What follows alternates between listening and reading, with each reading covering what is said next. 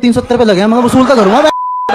ये गंदा घिनौना जोक जब हिमांशु ने मारा तो सोशल मीडिया पर उसे गालियां पड़ी।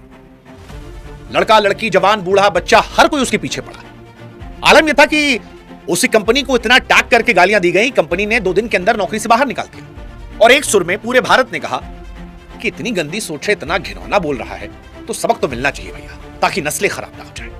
लेकिन बड़ी हैरानी होती है कि उसी स्टेज पर जब एक महिला डॉक्टर खुलकर यह कहती है कि डेड बॉडीज जब उसके यहां आती थी तो वो और उसके दोस्त लड़कों के प्राइवेट पार्ट के साइज को देखकर मजाक उड़ाते थे, तो पूरा हॉल हंसने लगता है। होस्ट भी ही हंसता है। व्हाटएवर जो भी साइज वगैरह जो क्लिप वायरल होती है और वैसा तूफान नहीं आता। ना कोई बड़ा कैंपेन चलता है, ना कोई नैतिकता का पाठ पढ़ाता है, ना फेमिनिस्ट निकलकर सामने आती हैं, और वो मर्द जो हिमांशु गालियां दे रहे थे वो भी चुपचाप बैठे रहते हैं, लड़कियां भी खामोश बैठी होती हैं। और अगर एक चीज आपने और गौर की होगी तो डॉक्टर का जिक्र हो रहा है, डॉक्टर के नाम का जिक्र नहीं हो रहा है। मैंने भी नहीं किया जानबूझकर, क्योंकि इंटरनेट ने भी नहीं लिया। और यही पूरा मुद्दा है, यही पूरा मुद्दा है। सच कहूं तो सवाल यह नहीं है कि कौन ज्यादा गलत था, असली सवाल तो यह है कि हमारा गुस्सा सिर्फ एक तरफा क्यों निकलता है। एक लड़का अगर गंदा घिनौना मजाक करता है तो रेप कल्चर, मिसोजिनी और औरतों के सम्मान की बहस शुरू हो जाती है। लेकिन जब एक महिला डॉक्टर एक मुर्दे के प्राइवेट पार्ट पर मजाक बनाती है तो वही लोग खामोश हो जाते हैं। आप सोचकर देखिए कि जिस इंसान के परिवार ने शरीर दान करवाया होगा, जिस इंसान ने अपना शरीर दान किया होगा, वो सोच रहा होगा कि उससे कोई डॉक्टर बनेगा, कोई जिंदगी बचेगी। लेकिन उसे क्या पता था कि एक कॉमेडी शो पर उसके प्राइवेट पार्ट की मरने के बाद साइज को लेकर पंचलाइन बनाई जाएगी। हैरानी है, भीड़ हंस रही थी, तालियां बज रही थी, पूरा शो कंप्लीट हुआ, शो सोशल मीडिया पर आया। लेकिन सोशल मीडिया पर वायरल होने के बाद जब गुस्सा फैला तो गुस्सा सिर्फ हिमांशु के हिस्से में गया। मैं यहां स्पष्ट कर दूं कि मैं हिमांशु का वकील बनने नहीं आया हूं। हिमांशु ने गलत किया है, गलती है, जो हो रहा है उसके लिए वो भुगते, मेरा उससे कोई लेना देना नहीं, ना डॉक्टर से, ना हिमांशु ने जो कहा उसकी जिम्मेदारी उसकी, डॉक्टर ने जो कहा उसकी जिम्मेदारी उसकी। मेरा सवाल आज हम सब से है। सवाल यह है कि भैया अगर नियम सबके लिए बराबर है तो फिर हमारे देश में गुस्सा बराबर क्यों नहीं दिखता? क्योंकि जितनी गलती हिमांशु की थी उतनी गलती उस महिला डॉक्टर की थी, उतनी ही गलती उस होस्ट की थी जिसने जानबूझकर इस संवाद को बढ़ने दिया, उतनी ही गलती वहां बैठे तमाम लड़के लड़कियों की थी जो खी खी खी करके ताली पीट रहे थे। लेकिन सारा बिल सिर्फ एक लड़के पर क्यों फटा? यह मेरा सवाल है, और यह बहुत महत्वपूर्ण सवाल है। जो नहीं जानते उन्हें बता दें कि यह कहानी जो है ये क्राउड वर्क से शुरू होती है। प्रणीत मोरे नाम के एक कॉमेडियन है, बिग बॉस में भी वो रह चुके हैं। वो लोगों से संवाद कर रहे थे। बिग बॉस में मैंने खुद उनको पसंद किया था, कॉमिक टाइमिंग अच्छी थी, हम जैसे आम घरेलू परिवार से आने वाले व्यक्ति लगते थे, तो उन्हीं कॉमेडी को मैंने भी एंजॉय किया था। लेकिन वही कहानी है कि किसी व्यक्ति को आप एक जगह पर अगर पसंद करते हैं तो वो हर जगह आपको पसंद आए, ये जरूरी नहीं है। समय रैना वाली घटना में भी यही हुआ था कि कुछ चीजें अच्छी लगती हैं, लेकिन कुछ चीजें अगर छिछली हो जाएं तो फिर आपको उसका विरोध करना चाहिए, शिकायत करनी चाहिए, और यहां भी यही था। इस कॉमेडी शो में एक लड़का हिमांशु करके आता है। शुरुआत में बात डेटिंग से जाती है। हिमांशु कहता है कि हाल ही में एक लड़की साथ डेट पर गया था, दोनों ने साथ मिलकर 370 रुपए की चिकन बिरयानी खाई। यहां तक सब सामान्य था। फिर उसने वो लाइन बोली जिसने अगले कुछ दिनों में उसकी जिंदगी बदली और भारत में एक नई तरह की चर्चा थी। उसने कहा कि उसके दिमाग में आया कि अब 370 रुपए की बिरयानी खिला दी है तो पैसा तो वसूल करना पड़ेगा, 370 खर्चा हुआ है। फिर उसने और डींग हाँकते हुए बताया कि मैंने किस करने की कोशिश की, उसके टॉप में हाथ डाला, पैंट में हाथ डाला, बहुत सारी चीजें, जो सारी चीजें क्या ही कहना, वो आप वीडियो सोशल मीडिया पर वायरल आप देख लीजिएगा। और हर कोई हंसने लगा। शो के होस्ट प्रणीत मोरे ने इसे पीक गुड़गांव मूवमेंट कहा। ऑडियंस ठहाके लगा रही थी, किसी ने रोका नहीं, किसी ने नहीं कहा कि भाई ये क्या सोच है, कैसी मानसिकता है। सबको उस वक्त ये मजेदार लग रहा था। लेकिन यहीं से मामला बदला। बाद में बहुत सारे लोगों को यह मजाक कम और सोच की समस्या दिखने लगी। सोशल मीडिया पर आने के बाद लोगों ने कहा कि अरे लड़की को खाना खिलाया 370 रुपए का, इसका मतलब थोड़ी कि तुम उसको लूट लोगे। और फिर सोशल मीडिया इसको लेकर अपनी अपनी राय रखने लगा जबरदस्त तरीके से कि अगर आप कुछ खर्च कर रहे हैं तो आप किसी को पाने का हक नहीं रखते हैं, उसका इज्जत छीनने का हक नहीं रखते हैं। बहुत सारी वीडियोस वायरल हुए लड़कियों के कि 370 रुपए में तो मेरा ये नहीं आता, वो नहीं आता, कुत्ते का ये आता है, वो आता है, वो आता है। कुछ लोग और काउंटर में आए कि बहन सेल्फ रिस्पेक्ट नहीं आता है। जिसको जिस तरह का कंटेंट मिल रहा था, जिसको जैसा बनाना था वो बनाते जा रहा था। कुछ और क्रांतिकारी लोग थे जिन्होंने हिमांशु को सोशल मीडिया पर ढूंढा, उसकी प्रोफाइल खोजी, पुराने पोस्ट खंगाले। कुछ लोग उसे टॉक्सिक माइंडसेट का उदाहरण बता रहे थे, महिलाओं के प्रति गलत सोच रखने वाला। उसी कंपनी को खोजा, उसके पूरे व्यक्तित्व पर सवाल उठाने लगे, उसके ऑफिस के बॉसेस को टैग करना शुरू किया। वो जिस कंपनी में काम करता था, स्टारविक डिजाइन, फिर उसके बॉस की तरफ से एक मैसेज आया कि देखो यार ऑफिस में तो ठीक था, बाहर उसने जो किया लेकिन उसके लिए नौकरी से निकाल दे रहे हैं। अब कुछ मिनट की बातचीत उससे करियर तक पहुंच गई। एक ऐसा लड़का जिसे कोई जानता नहीं था, उसे राइट लेफ्ट, हिंदू मुसलमान सिख ईसाई सब मिलकर एक साथ गाली दे रहे थे और पूरे इंटरनेट पर सबसे हेटेड चेहरा था। लड़के कह रहे थे कि इसकी वजह से लड़कों की इमेज खराब हो गई, लड़कियां कह रही थी कि ऐसे घिनौने लोग को देखकर हमारी अपने बॉयफ्रेंड पे इज्जत बढ़ गई। सबने अलग अलग तरीके से, आप जानते हो इंटरनेट कैसे काम करता है, जब आदमी ट्रोल होता है तो आदमी कंटेंट ढूंढता है किस तरह से वायरल कर दे। सब चल रहा था, लेकिन कहानी यहां खत्म नहीं हुई, क्योंकि हिमांशु वाली क्लिप पर जब लोग गुस्सा निकाल रहे थे उसी समय एक और क्लिप आई, और इस बार कोई वेब डेवलपर नहीं था, इस बार एक लेडी डॉक्टर थी, डॉक्टर पवार, शीला पवार ऐसे क्या इनका कुछ नाम है। उन्होंने बताया कि जब मेडिकल कॉलेज के दिनों में वो पढ़ाई करती थी और वहां डेड बॉडीज आती थी, शायद टेक्निकल वर्ड जो उसे कैडवेयर कहते हैं, तो वो और उनके दोस्त जो हैं वो लड़कों के प्राइवेट साइज, आप समझ रहे होंगे, उसको देखकर मजाक उड़ाते थे कि किसका छोटा है किसका बड़ा, और हर कोई हंसने लगा, ऑडियंस हंस रही थी, होस्ट हंस रहा था, बातचीत आगे बढ़ी। और फिर जैसे ही सोशल मीडिया पर यह क्लिप पहुंची, लोगों ने पूछना शुरू किया कि अगर यही बात किसी आदमी ने कही होती, किसी महिला की डेड बॉडी आई और उसके प्राइवेट पार्ट को लेकर, तो क्या समाज का रिएक्शन होता? यही।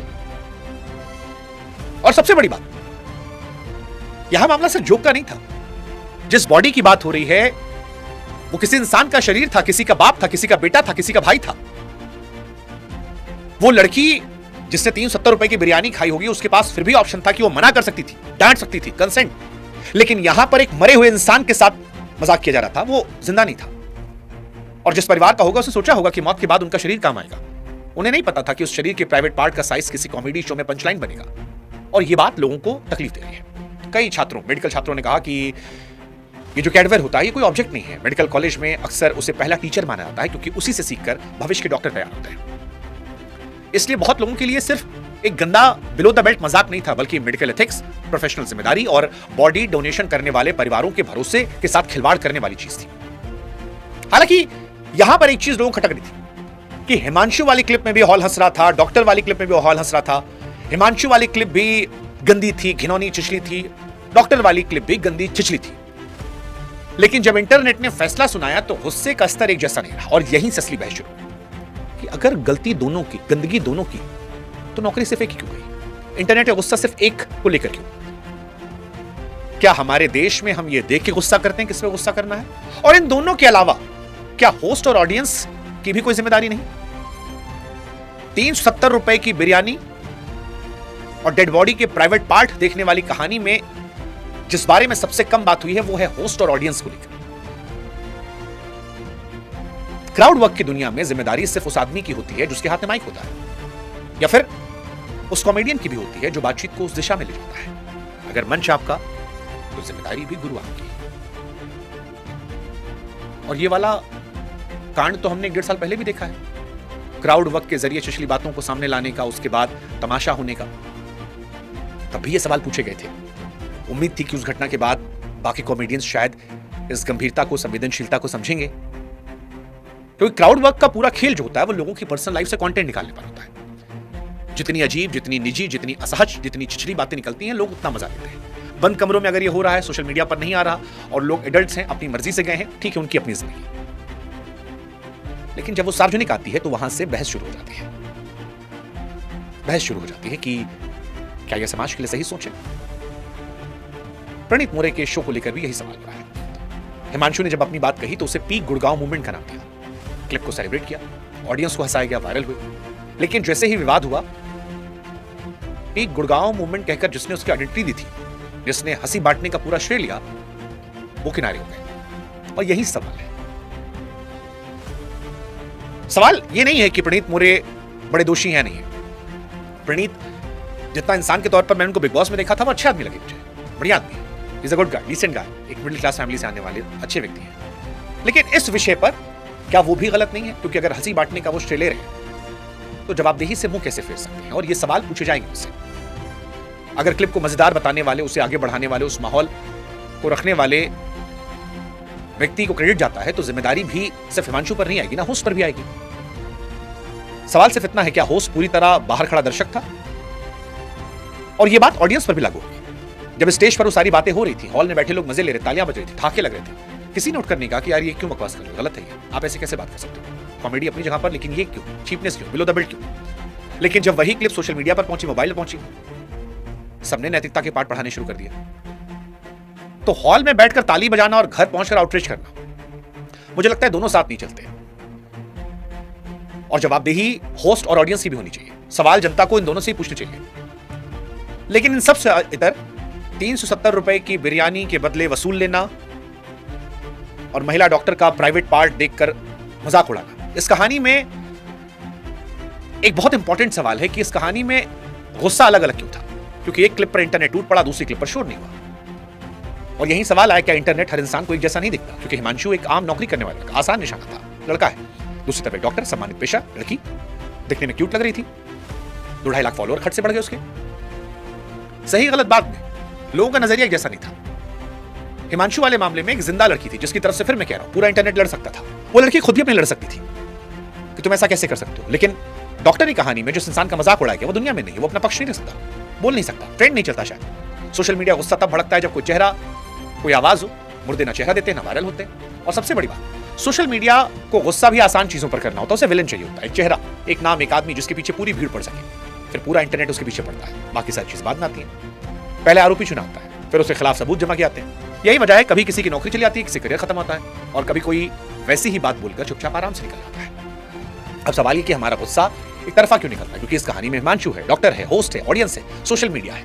गलत बात पर सवाल उठाना चाहिए, इसमें कोई बहस नहीं। हिमांशु ने जो किया कहा उसके लिए वो जिम्मेदार है, डॉक्टर ने जो कहा उसके लिए डॉक्टर जिम्मेदार है। लेकिन सवाल ये कि क्या हमारा पैमाना भी हर बार एक जैसा है और क्या हम जिम्मेदार नहीं है, या फिर हम आदमी देखकर गुस्सा करते हैं? सोशल मीडिया की अदालत में कई बार फैसला गलती देखकर नहीं, चेहरा देखकर होता, और ये खतरनाक है। किसी की गलती पर जवाबदेही तय होनी चाहिए, लेकिन भीड़ का गुस्सा, इंसाफ, दोनों एक चीज नहीं होते। इंसाफ अंधा होता है, बिना चेहरा देखे फैसला करता है। भीड़ का गुस्सा अंधा होता है। हिमांशु गलत है, डॉक्टर भी गलत है, होस्ट भी गलत है। लेकिन फिर सवाल वही कि नियम सबके लिए बराबर क्यों नहीं है? और अगर नहीं है तो फिर बहस इंसाफ की नहीं, सच की नहीं, सही गलत की नहीं, पसंद नापसंद की है। और ये इसका सबसे परेशान करने वाला सवाल है। क्योंकि आज हिमांशु का नाम है, कल किसी और का होगा, हो सकता है कल को आप हो। जब तक हर मामले में पैरामीटर एक नहीं होगा तब तक ये बहस खत्म नहीं होगी। क्योंकि जिस दिन गुस्सा चेहरा देखकर नहीं, गलती देखकर होगा, शायद उसी दिन इस इंसाफ कहा जाएगा। बाकी तब तक की भीड़ है। बाकी आप बताइए, इस घटना में आपको लगता है कि हमारा गुस्सा, हमारी नैतिकता का पैमाना बराबर है या सिलेक्टिव है? हम देखते हैं किसको रगड़ सकते हैं। क्योंकि बहुत सारे उदाहरण और भी, बहुत सारी महिलाओं का जिक्र था कि यहां नौकरी चली, कईयों का प्रमोशन हो गया। कंट्रोवर्सी के बाद अब तक जो कुछ हुआ इस घटना में, इसको लेकर आपका क्या नजरिया? और क्या कॉमेडियंस को समझना नहीं पड़ेगा? मजा आ रहा है, लेकिन एक दायरा बना लो दोस्त, नहीं तो बाद में जब शिकायतें होंगी, विरोध होगा, तो ये कहना कि हमें टारगेट किया जा रहा है, शायद सही नहीं।